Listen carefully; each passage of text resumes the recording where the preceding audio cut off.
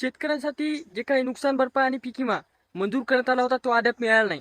त्यामुळे शेतकऱ्यांना या खूप मोठ्या प्रश्नाचं उत्तर या व्हिडिओमध्ये मिळणार आहे.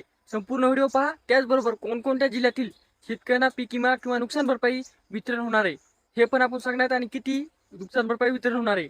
त्यासाठी जर तुम्ही पात्र असाल तरच तुम्हाला नुकसान भरपाई मिळणार आहे. पात्र असण्याचे कोणते कागदपत्र अपूर्ण असल्यामुळे आपण अपात्र होणार आहेत किंवा पात्र होण्यासाठी कोणती कागद द्यायचे आहेत ह्या दोन्ही प्रश्नाची पण तुम्हाला उत्तर मिळणार आहेत.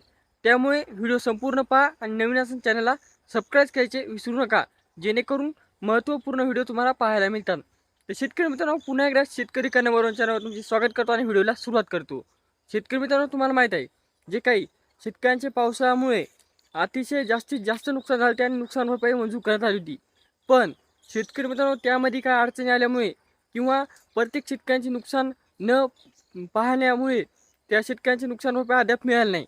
पण शेतकरी मित्रांनो, आता शासनाकडून नुकसान भरपाई पीक विमा एकत्र या तारखेला मिळेल अशी आव्हान किंवा आश्वासन देण्यात आले. शेतकरी मित्रांनो, आता हेक्टरी 17,500 रुपये हा पीक विमा शेतकऱ्यांना मिळणारच आहे. त्याचबरोबर हेक्टरी 10,000 रुपये ही नुकसान भरपाई पण शेतकऱ्यांना मिळणार आहे. आता शेतकरी मित्रांनो, त्यामध्ये नुकसान भरपाईसाठी कोणकोणते प्रमुख पिकं होते?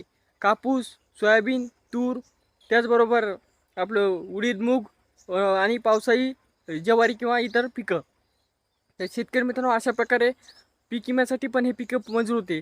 कापूस, सोयाबीन, हा आपलं तूर, उडीद, मूग अशा प्रकारे हे मुख्य पिकं प्रामुख्याने पीक विम्यासाठी मंजूर होते. पण शेतकरी मित्रांनो, 2025चा पीक विमा अद्याप मिळाला नाही. यामागचे कारण तर बरेचसे आहेत, पण कधी मिळणार हे समजत पहिले सांगणार आहे. आता शेतकरी मित्रांनो, बऱ्याचशा शेतकऱ्यांनी पीक विमा भरला होता. बऱ्याचशा शेतकऱ्यांची पीक हे खरडून गेले, ते नुकसान झालं, तर संपूर्ण मान्य आहे. पण शेतकऱ्यांच्या खात्यावर 1 रुपया पण आला नव्हता.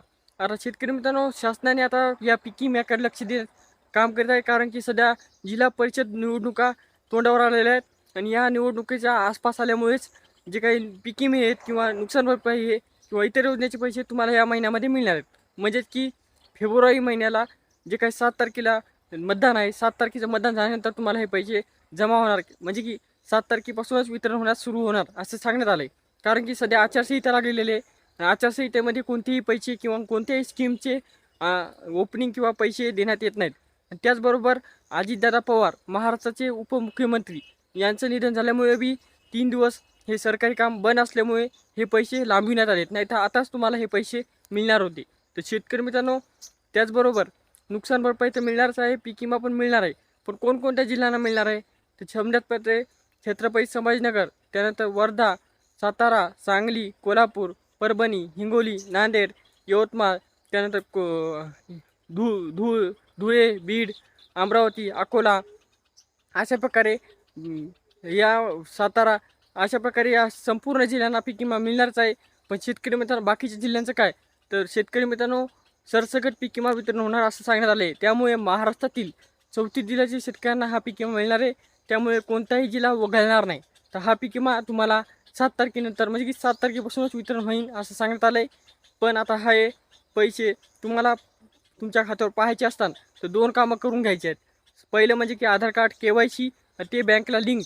जर हे 2 कामं नसतात तर डेबिटद्वारे पीक विमा असो, नुकसान भरपाई असो, पैसे पाठवल्यानंतर तुमच्यापर्यंत येणारच नाहीत. कारण की तुमचे ओळखपत्र कार्ड नसल्यामुळे हे अपूर्ण दाखवते, पैसे आलेले वापस जातात. बरेचसे शेतकऱ्यांचे हे कागद अपूर्ण राहत आहेत आणि शेतकरी अपात्र होत आहेत. तर शेतकरी मित्रांनो, हे काम करायचं आहे. मित्रांना पाहुण्यांना ही महत्त्वाची माहिती पोहोचायची आहे. भेटूया नेक्स्ट व्हिडिओ. तोपर्यंत धन्यवाद. पण त्याआधी चॅनल सबस्क्राईब आणि लाईक करायचं विसरू नका.